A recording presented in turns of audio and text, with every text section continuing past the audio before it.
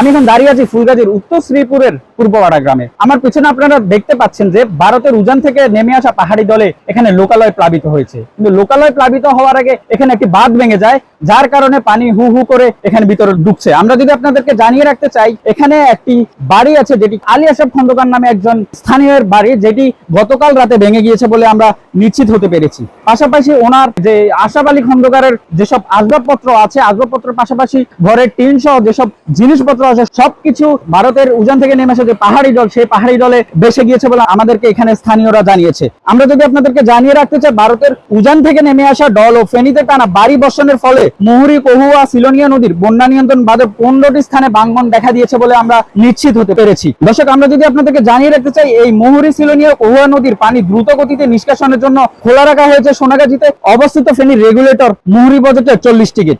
Bundle থাকলে প্রতি সেনমানিতে টাকা বাঁচবে।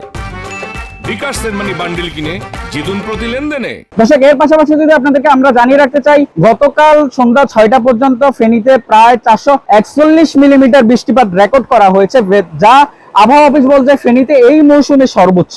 এর পাশাপাশি ফুলগাজী ও পরশুরামের স্থানীয় যারা আছে তাদেরকে লোকালয় থেকে সরিয়ে নিতে জেলা প্রশাসন কর্তৃক প্রায় 133টি আশ্রয়কেন্দ্র খোলা হয়েছে, যার মধ্যে স্থানীয় যারা আছে তারা আশ্রয় নিয়েছে বলে আমরা জানতে পেরেছি।